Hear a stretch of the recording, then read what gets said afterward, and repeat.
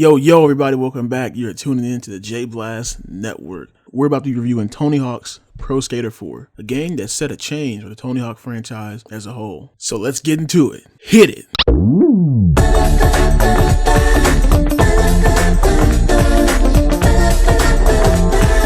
gotta do what? I gotta believe!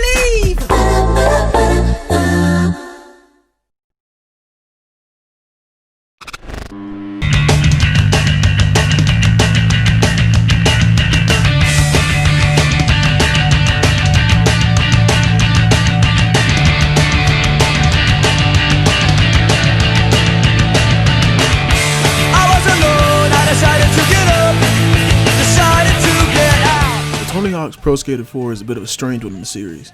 You see, this game is sort of seen as an in-between between underground gameplay and the Pro Skater gameplay. Tony Hawk's Pro Skater 4 set out to change the formula, and this was the beginning of something different in the franchise. With being 4 games in, N.W.A felt they did the best they could with the old formula, and so they had to move on to something different. Again, this is their 4th game in a row in a span of yearly releases. People were going to get tired of the old style eventually, and I don't see them adding on to their old style any more than they already did. So this is a breath of fresh air for the series. However, the question is, does Pro Skater 4 do these new things well? Or should N.W.A have stayed with the old formula? So in order to find out, let's look at what has changed. So starting out, no longer are you restricted to a 2-minute timer. In fact, there is no timer at all. It's sort of like Free Skate, but now you have missions in the world. That's not all that's changed though. We have now been introduced to a new mechanic called the spine transfer. The spine transfer allows you to transfer over different ramps that are back to back. This allows you to combo between ramps that are in between walls, and this also adds the effect of now leveling out. In the original 3 games, if you went up a ramp the wrong way and were about to bail, you just fell down and lost your combo. But here you can level out of a ramp, making sure you're able to maintain your combo or just not bail your combo. There are now also hidden combos or double taps. These were in Pro Skater 3, but you couldn't use them often and you can only use them on grinds. Now you can use it on manuals, introducing flatland tricks. These are little tricks that help you build up score and build up multiplier whenever you're doing a combo. These 2 mechanics may seem like small improvements compared to the revert in the manual, but they actually add a lot to your combos. And honestly, without them, you're missing out on a lot of potential in levels. And because of the implementation of these new mechanics, level design has actually changed. Now, from Pro Skater 2 to Pro Skater 3, there was a bit of difference in level design. There are more areas to combo off vert because you had to revert. But here, levels are not only made to use the spine transfer, they're also bigger in general. These levels are some of the hugest in the franchise, and a lot of the levels in the original games are much more smaller, much more compact, but these levels have so much more to do because you have more mechanics to combo off of. In fact, placing yourself in an older level with these new mechanics, you can see how much level design actually benefits from levels being this big, as a lot of the old levels just lack a lot of these things. I mean, there's not as much grind rails, there's not as many ramps, there's not as many areas to combo off of, and especially if you look at the first Pro Skater game, there just isn't that much stuff to work with, which makes sense because those games were really designed around these new mechanics that were introduced into later games. But it just goes to show why the level design had to change for the new games.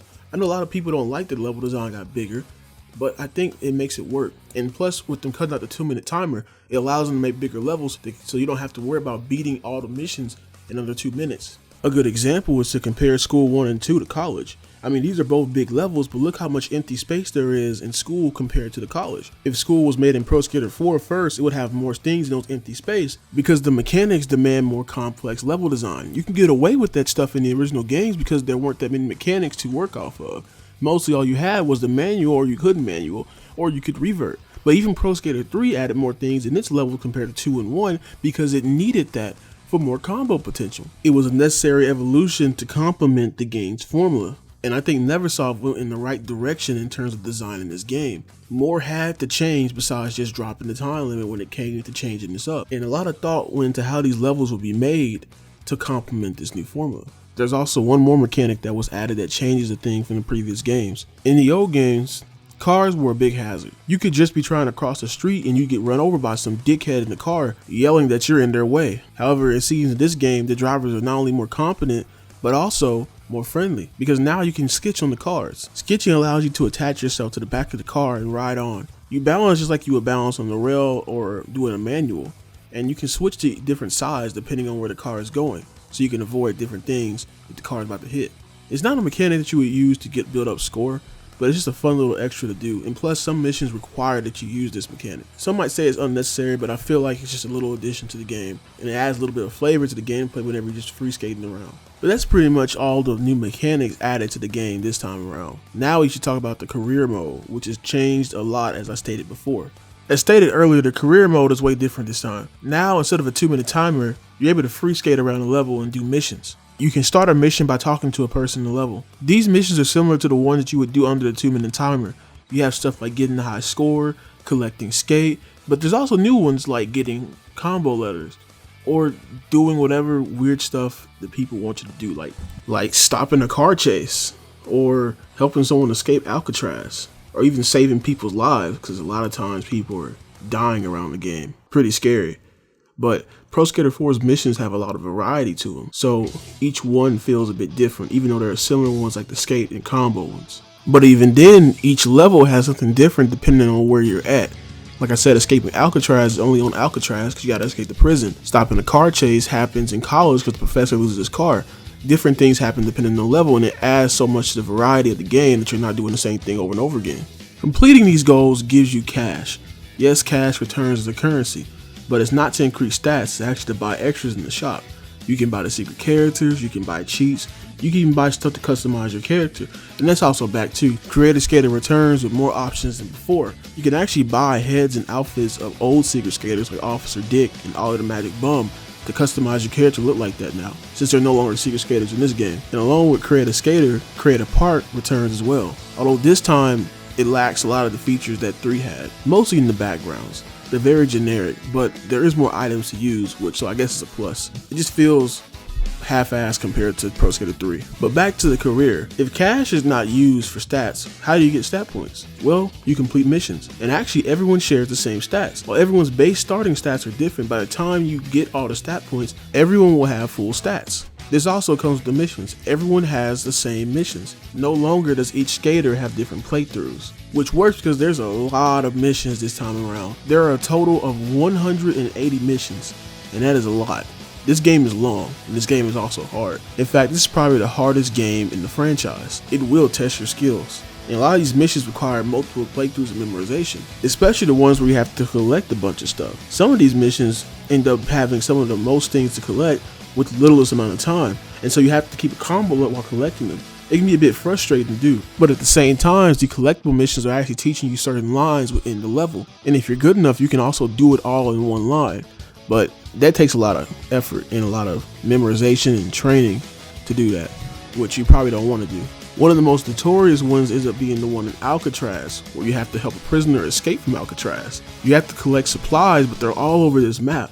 You start up on the rooftop, and you have to go down, so going back up takes a bit of time. There are these things you can use to teleport across the map, however, missing one under this time limit really takes away from your time, and you need all the time you can get for this one thing. I ended up failing this mission a lot on multiple playthroughs just because of how long it takes to get all these things, and how much time you have to get them. If you mess up once, you're pretty much screwed, you have to restart, because you might miss the very last one at the end. But collecting missions aren't the only problem. You see, there are also missions that give you these very tight gaps you have to do. Like, look at this one in Kona. You have to gap over this rooftop and do a misty flip.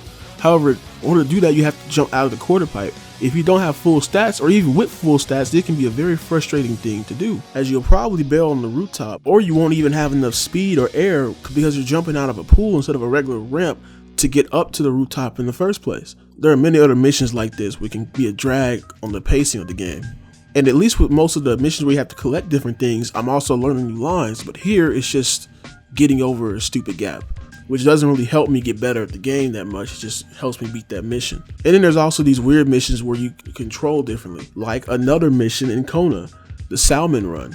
You have to go down the snake run 3 times, and the first time is fine, but the second and third time, you notice the problem with the controls. They are more slipperier than before, and the flags you have to go to keep getting tighter and tighter than before. This can also be a bit frustrating. Missions just end up being long because of little things like this, and while I don't think it drives the overall experience down, it definitely brings down some of the levels. There are also competitions in every level. They're usually restricted to one area and adds little things to make it look like a competition was set up. These are way easier than they were before and just come off as a regular task to do, which kind of makes them underwhelming. But speaking of levels, I think we should talk about them a bit more. As I said, there are 9 levels in the game. These are College, San Francisco, Alcatraz, Kona, Shipyard, London, Zoo, Carnival, and the level from the spin-off game of the franchise, Matt Hoffman's Pro Remix 2, Chicago. Now, most of these levels are actually really great. College, San Francisco, Alcatraz, and Zoo are some of the best in this game, not only in the game, but also in the series. London's really good too, and so is Chicago and Carnival. But then you get Kona and Shipyard. Kona is a fine level, but with it being based off a skate park in a real location, they sort of made it around that real location, and there isn't that much stuff to skate on there. It's not a bad level, I would say, but it just doesn't have that much to skate. However, Shipyard kind of has the opposite problem. There's just too much going on here, and it feels like everything's just cluttered together. You're just going to keep hitting stuff, or you're going to accidentally combo into the water. Not to mention, both of these levels have some of the worst missions in the game, and funnily enough, they're back to back in progression. Not to mention, both of these levels can be pretty boring aesthetically. However, I can't say that for the rest of the levels, especially Zoo. I'm just gonna be honest here. What makes a level are the animals. You can ride behind the elephants as they shit on you, which is pretty funny. You can play dodgeball with the monkeys, run away from lions, grind on the hippos, and even skate around the aquarium. It's just a lot to do here, and it's great aesthetically. Carnival also pulls off this aesthetic very well. It gives me an old fair vibe. There are even a lot of rides that are references to what would appear in county fairs. I look at this spaceship ride. I remember being on this. Haunted House, the roller coaster, Kamikaze. Yeah, there's a bunch of stuff, but it's really cool. Honestly, some of these are my favorite because they hit close to home. I used to like zoos when I was younger, and I used to go to the state fair a lot when I was younger. So of course I would love these levels, but they're also designed well, so that just makes it better. San Francisco, London, and Chicago are the only city levels in the game, and for the most part they are pretty designed well. Now, San Francisco wasn't the first game in streets, but this is a different part of San Francisco, and it focuses more on the pier side, which is really cool. You can even see Alcatraz from a distance before you go there. London mixes some famous locations and famous skate spots together, like the Trafalgar Square and the South Bank Undercall. The main attraction here, however, is the central area where you can grind on the rooftops and grind around the square itself. In fact, this level is mostly made for street skating. And Chicago is actually very well designed for a level that came from a different game. Although that gameplay is very similar to the Tony Hawk games, except you're on bikes, it actually works for Tony Hawk. There's also the famous Chicago bridges, the fountain, and the Art Institute. Just watch out for that train. Then there's Alcatraz, which is probably the best level in the game. It's actually a tourist attraction now, but there are still prisoners held up, which you have to help out. But I think this level actually highlights one of the best things about the new mechanics of Pro Skater 4. You see, this level relies on its elevation. And in the older games, especially like Pro Skater 2, a level that focused on elevation like this would be one of the worst in the game because you didn't have all the tools you have now. But here, you can actually spine transfers from the different parts of the elevation. You can go from the top to the bottom and you get more air from that, which allows you to do more combos. Plus, you're just more fluid in movement in general. And then that leads us back to the start, College, which I said before is a great introduction to the game. There are just so many great lines here that help you understand the new mechanics. And it makes it so it doesn't give off the vibe of a first level, but sort of as a main level in the game. Warehouse, Foundry, and Hangar sort of gave out these things of, oh, this is the first level. They were small and compact, but College is big and open and has so many more lines to do. It feels like something you would get in the middle of the game, or that would be the second level of the game, which is usually how it worked in the originals. The second level was bigger and larger, while the first level was more compact so that you could learn more things in a smaller environment. But another thing here that's introduced and is actually in multiple levels in the game is the mini games. These aren't really tied to your stat points or the goals you have to do, but there's extra things you can do in the level. In College's case, you play tennis with his ass hat. This is probably one of the worst of the mini games, as this guy hits the ball really fast and sometimes your skater reacts really slow, making for a frustrating game, along with the dickhead just making fun of you every time you miss. Alcatraz has baseball, and there's no one really competing with you here, so you can just have fun with it and score home runs. The Zoo, as I said, has you playing dodgeball with monkeys, which is really funny and also really fun. These mini games, while not all hits, I feel they add a bit of extra content to the game. This was back in the days where developers were just throwing everything in the game, And although a lot of it didn't stick, the effort, the fact they wanted to add a little bit more for your buck is really appreciated, even if it doesn't always work out. And Pro Skater 4 is a game already brimming with content. I haven't even mentioned the rest of the missions yet. So once you complete 90 of the missions, you actually unlock these pro goals. These pro goals are assigned to each skater. Each skater has their own pro goal except for the secret skater. Even your creative skater has one. And these goals revolve around what each of the skaters do in real life. So if a skater is a street skater, their mission will probably revolve around street skating. But it also revolves around what they actually do. For instance, Chad Muska makes beats. So his mission involves doing tricks to a beat for a record company. While Tony Hawk's pro's goal revolves him doing tricks off of a rooftop gap for a photo shoot. And these missions can range from being really easy to actually really hard, depending on which skater you're using. Like Eric Kotzen's mission where you have to do these 3 long grinds, and even with stats maxed out, it can be hard to hold a rail balance for so long. Plus, you also have to get speed on some of them because they're elevated to a point where you'll lose speed by grinding at the normal pace. Completing these missions unlocks the rest of the goals in each of the level. These are the pro goals. These goals are some of the hardest in the game, and they can range from having to get a 6 score or having to do a really hard gap, even harder than the one in Kona, or trying to dodge this dickhead of a security guard while you do a trick. There's even some weird ones like having to chase down this rat in Shipyard. That's it. Get back here, you little bastard.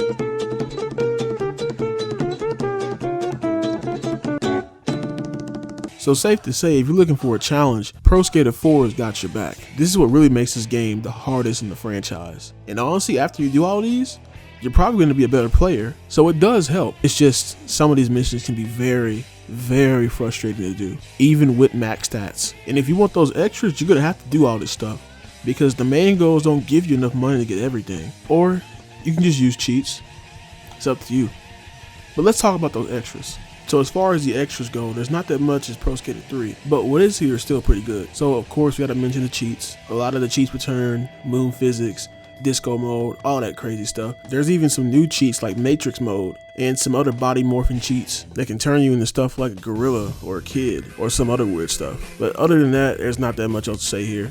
They're really fun to use and they're a great addition to this game. But the big thing here is of course the secret skaters. Now there isn't as many secret skaters as there was before, but if you count the amount of guest secret skaters that were in Pro Skater 3, it's pretty much the same amount here as it was there. The first of these secret skaters is Mike V, the self-proclaimed toughest skater in the world. Besides that, he's just another pro, which is kind of weird to be in the secret skater spot.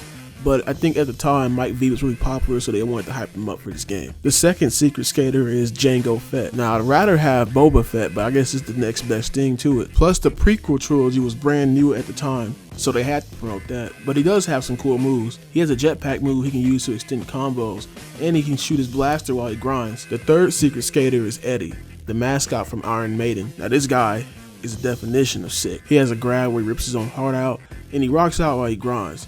Truly a sick skater. Now this last secret skater is pretty weird. The previous secret skaters you were able to buy from the shop, but this one has a special requirement. You have to 100% the game. And is it worth it?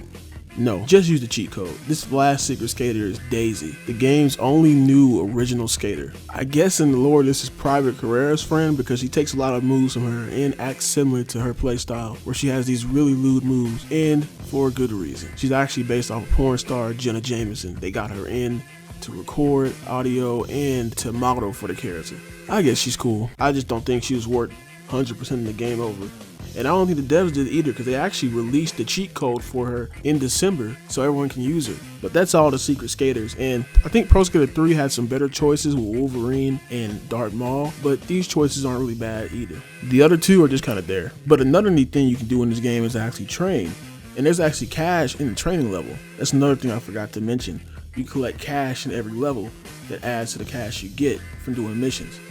But in the training level, which takes place in the start menu, you can skate on the half pipe that's in front of the skate shop where you buy stuff from. It's nothing big, but it's a nice little detail that the developers added into the game. But that's pretty much it for the 6th gen version of the game. And I say that because there's actually a 5th generation version of that game. And this will be the last Tony Hawk game to release on a PlayStation, releasing in 2002. In my Pro Skater 3 review, I praised the PS1 port for not just feeling like a cheap cash grab, and actually feel like a complete game that was made for last generation consoles. But Pro Skater 4, while not bad, you can definitely tell it was just made to make more money on the last gen consoles. So there are no people in the level, and you go to these things to get missions. You have missions and that's it.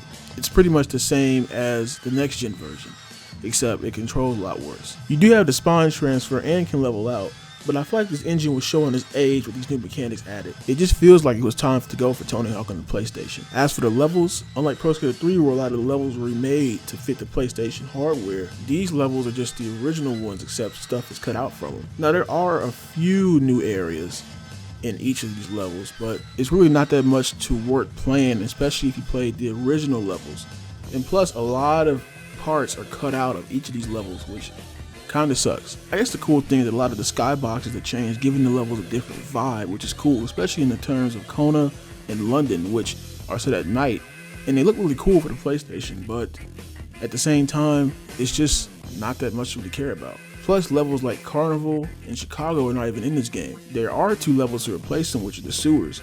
The sewers is a really cool level, and Little Big World is a cool idea where you're shrunk down inside of a kitchen, but I wouldn't say any of these levels will really warrant you playing this game. In fact, you can probably play them on Thug Pro with better controls. And in terms of Little Big World, you don't have to complete 100 objectives just to get to it. There's also only one secret skater in this game, which is the Little Big Man, this weird clown character. Like I said, it was decent for a game on the PlayStation, but you could definitely tell they were pretty much done with this hardware. There are a few differences in the career mode, however. You can find stat points and disc in each level. The disc gives you extra songs on the soundtrack, which there's nothing new here from the PlayStation 2 version, so it's not like you're missing anything. And stat points are self-explanatory, you just get your stats up with that. But other than that, it's just an okay port and an alright send-off to Tony Hawk on the PlayStation. Truly an end of an era. This is one of the last games to release on the system, released in 2002.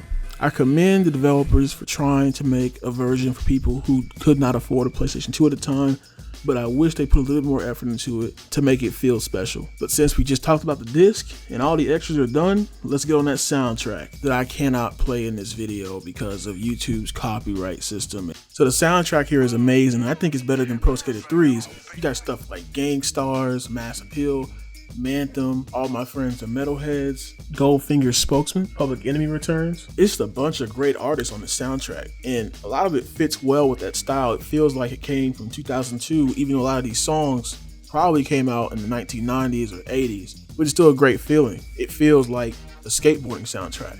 I wish I could play the soundtrack in the video, but I can't. You guys know why, and go listen to it for yourself. It's awesome. But with that out of the way, it's time to wrap up this review. Tony Hawk's Pro Skater 4 really is the in-between of Underground and 3. There are a lot of mechanics here that make it feel like an Underground game when it's still a Pro Skater game. And that's fine. I said that Pro Skater 4 is the end of an era, you see. When the Tony Hawk franchise kicked off in 1999, it influenced so many other game franchises at the time. It's crazy. I mean, you saw skateboarding in action games, platformers, even in games like Metal Gear Solid. And just having a reference to the series or having a skateboarding section in the game wasn't it, because it actually influenced a lot of game devs, gamers, and kids to get into the culture of skateboarding. This would lead to many games revolving around skateboarding or extreme sports to be made around the time. And it was never as high as it was back then. And it was all thanks to the great devs at Neversoft and the dedication to the Tony Hawk franchise. They made 4 amazing games. And even though Pro Skater 3 I would consider to be perfection of that formula, Pro Skater 4 still excels in its own aspects, and I see it as sort of the Pro Skater 1 for a new type of gameplay in Tony Hawk. This game is a transitioning game, as we're transitioning to the Underground titles that will come up in the future. And as such, just like Pro Skater 1, there are many lessons that are here that can be learned from future titles. And just because it's a transition title doesn't mean it's bad or anything. And it's still really good as it built up the foundation of the older titles. The new additions here really enhance the game, and going back to the older games after playing with some of these new mechanics actually makes them feel worse to play. And while I think Pro Skater 3 is still a better game as it perfected what it was trying to do, you have to understand that Pro Skater 4 was trying something new, and that's only going to get better and better as the games continue. There are some weird missions in this game that kind of hold it back, and some of the levels just aren't designed that well. But the new design they were going for, when it works well. And even though it was a transition, it still brings so much new to the Tony Hawk franchise. You know, a lot of franchises sort of cap off at 3. 3 is that number where the franchise can't really use the same formula anymore, as if they try again, it's going to probably run stale. they have to make new ideas, or it takes years to get a fourth title that's actually good, or just get a fourth title at all because they run out of ideas. And I feel that Pro Skater 4 is the beginning of this transition to make these better ideas happen that would later become what is the Underground games. I know I'm mentioning these other games in this Pro Skater 4 review, but that's the thing. Pro Skater 4 is a transition game, but that doesn't make it bad at all. It's still really great for being that, and I'm glad that Neversoft took the steps in order to make a better game in the future, because they have made a great game here. Tony Hawk's Pro Skater 4 is an amazing Pro Skater game. It may be different and it may stand out from the rest of its contemporaries, but it's still an amazing game to play today. Now, from this point on, the Tony Hawk franchise is going in a new direction. And as I said about the cap off at 3, many of the original people that played Pro Skater left after Pro Skater 3, and some left after Pro Skater 4, because that was their old generation of games. Underground represents a new generation. Even though this game was made 1 year after Pro Skater 4, there's still a separation in the generations that love the Pro Skater games and the ones that love the Underground games. And there's still some that love both. But Underground will be a huge step in the future, and that is the video I'll be covering soon. It's going to be a grand video actually, because Underground is that important, so be on the lookout for that. But we'll have to look at that another time. For now, this was the review of Tony Hawk Pro Skater 4, which is still a great game this day. Try it out, try out all the Pro Skaters, and I'll see you guys in the next video. This is the J Blast Network signing out, and remember, you gotta believe.